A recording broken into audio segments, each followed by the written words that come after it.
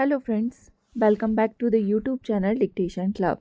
आज का डिक्टेशन आनंद मासिक पत्रिका अंक 21 से लिया गया है, जो कि 4 स्पीड 80 शब्द प्रति मिनट, 90 शब्द प्रति मिनट, 100 शब्द प्रति मिनट और 120 शब्द प्रति मिनट की गति से डाला जाएगा। इसको आप अपनी स्पीड के अनुसार चयन करके लिख सकते हैं। इसकी पीडीएफ आपको अलग से चाहिए तो नीचे डिस्क्रिप्शन बॉक्स से आप टेलीग्राम चैनल ज्वाइन कर लीजिए। वहाँ आपको इसकी लिंक पिंड मिल जाएगी। और आपको अगर डिक्टेशन पसंद आता है तो वीडियो को लाइक कर दीजिए और चैनल को सब्सक्राइब कर लीजिए। तो ज़्यादा समय ना लेते हुए डिक्टेशन स्टार्ट करते हैं 5 सेकंड के बाद।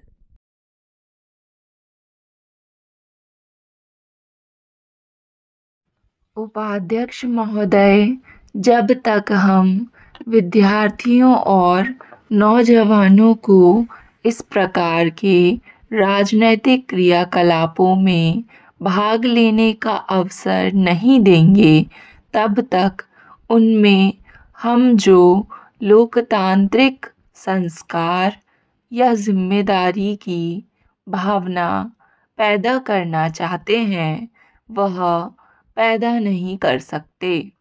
आज इस बात की भी आवश्यकता है कि देश में निरक्षरता के विरुद्ध केवल सरकारी प्रयासों से या गैर सरकारी संगठनों के माध्यम से ही लड़ाई न छेड़ी जाए, क्योंकि इससे काम नहीं चल सकता।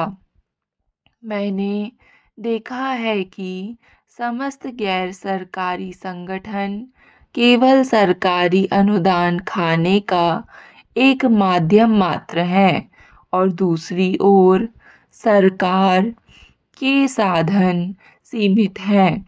इसलिए आवश्यकता इस बात की है कि नौजवानों में प्रेरणा जागृत करने के लिए साक्षर सेना का गठन किया जाए।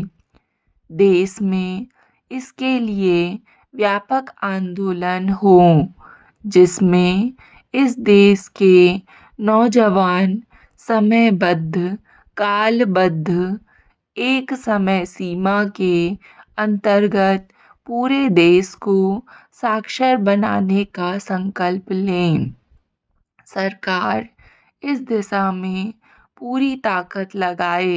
इसके अलावा भूमि सेना का गठन भी हो सकता है।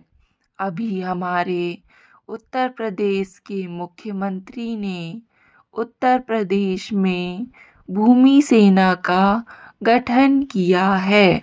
उसी तरह राष्ट्रीय स्तर पर भी यदि भूमि सेना का गठन किया जाए तो उसका उपयोग हम देश की पड़ती बंजर ज़मीन को तोड़ने के लिए कर सकते हैं, सिंचाई के साधनों के विस्तार के लिए कर सकते हैं और देश की पूरी युवा शक्ति को एक नई दिशा प्रदान कर सकते हैं। हाँ, बेनामी ज़मीन पकड़ने के लिए भी उसका उपयोग हो सकता है। भूमि सेना का गठन हो जाने से विघटनकारी शक्तियों से देश को मुक्त कराने का अवसर भी मिलेगा। आज जब हम युवा नीति की बात करते हैं तो इसे अलग करके नहीं देखा जा सकता। इसके लिए आवश्यक है कि हम अपनी वर्तमान व्यवस्था में आमूल-चूल परिवर्तन लाएं, क्योंकि यदि हमने देश में साक्षर सेना बनाई, भूमि सेना बनाई तो उसका उद्देश्य क्या हो?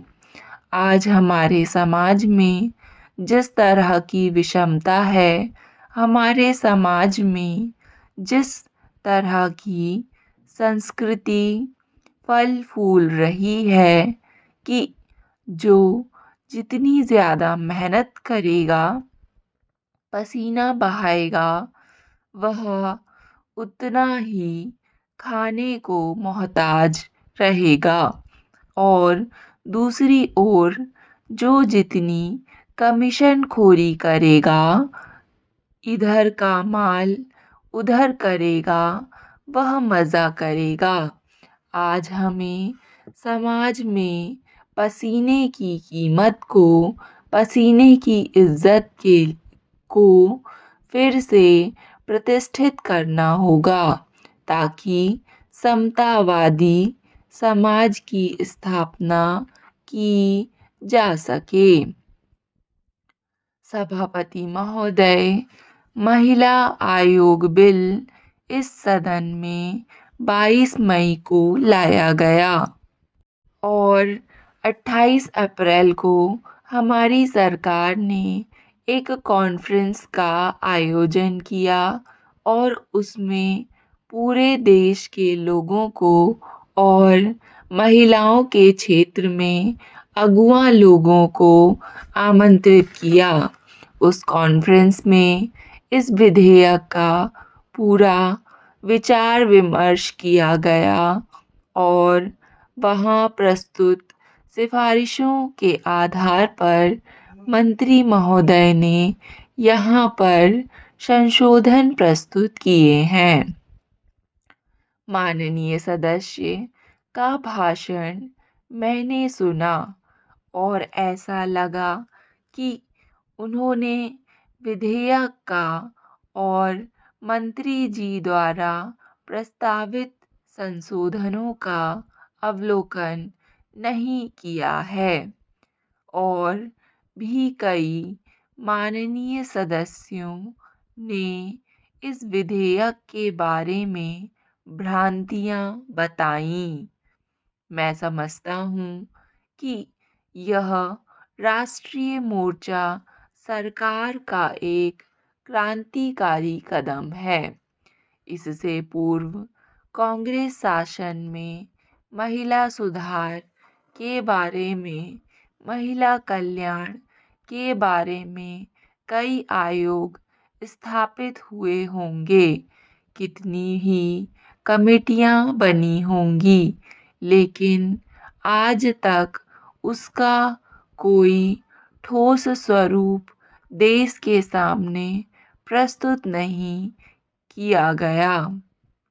यह पहला अवसर है कि राष्ट्रीय मोर्चा सरकार ने अपने घोषणा पत्र में किए गए वायदे के अनुसार यह क्रांतिकारी कदम उठाया और इस विधेयक को सदन में प्रस्तुत किया। सभापति महोदय, पहले इस विधेयक के अनुसार 5 सदस्यीय आयोग की बात थी और उसमें यह प्रावधान था कि इसमें अनुसूचित जाति तथा जनजाति की महिलाओं का सहवरण किया जाएगा, लेकिन अब संशोधन प्रस्तुत करके उस 5 सदस्यीय आयोग को बढ़ाकर 7 सदस्यीय करने का प्रस्ताव किया गया है और उसमें एक महिला अनुसूचित जाति और एक अनुसूचित जनजाति से होना अनिवार्य कर दिया है। इस तरह से इस आयोग को ठोस रूप प्रदान किया गया है। इसके लिए मैं मंत्री जी के प्रस्ताव का स्वागत करता हूँ और धन्यवाद देता हूँ। सभापति महोदय, माननीय सदस्यों ने इस विधेयक पर विचार विमर्श करते समय कहा कि इस विधेयक को अनुसूचित जाति जनजाति आयोग की तरह संवैधानिक दर्जा दिया जाए। मैं इस विचार से सहमत हूँ, लेकिन यह पहला कदम है और यह स्वागत योग्य है और इसको जो संवैधानिक दर्जा प्रदान किया गया है उससे यह अपने आप शक्तिशाली है और उसके लिए मैं धन्यवाद देना चाहता हूँ। हालांकि अत्याचार, जुल्म और अन्याय जो राज्यों के अंदर होता है उसमें केंद्र हस्तक्षेप नहीं करता, परंतु इस विधेयक के अंदर यह प्रावधान है कि आयोग ऐसे स्थानों पर जहां पर महिलाओं के साथ अन्याय हुआ है हस्तक्षेप कर सकता है। महोदय, सरकार में जो लोग सत्ता के शिखर पर बैठे हुए हैं उस पर पीठासीन हैं। वे केवल नौजवानों को अनुशासन की शिक्षा देते हैं।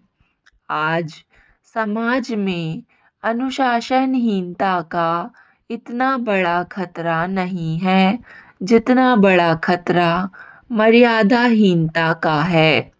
इसका कारण यह है कि हमारे समाज में जितने ताकतवर लोग हैं वे अपने लिए नियम नहीं बनाते, उसका वे स्वयं उल्लंघन करते हैं और वे चाहते हैं कि जो उनके अनुज हैं, कमज़ोर हैं, केवल वे ही नियमों का पालन करें। इसलिए मैं इस बिल में सबसे पहली बात कहूँगा कि नौजवानों में राजनैतिक चेतना जागृत होनी चाहिए और इसके लिए जो अनिवार्य शिक्षा है मैं उसका समर्थन करता हूँ। मैं यह मानता हूँ कि नौजवानों को शिक्षा का अधिकार होना चाहिए। साथ ही साथ छात्रावास में जो पौष्टिक आहार की बात है उसकी सस्ते दर पर व्यवस्था होनी चाहिए।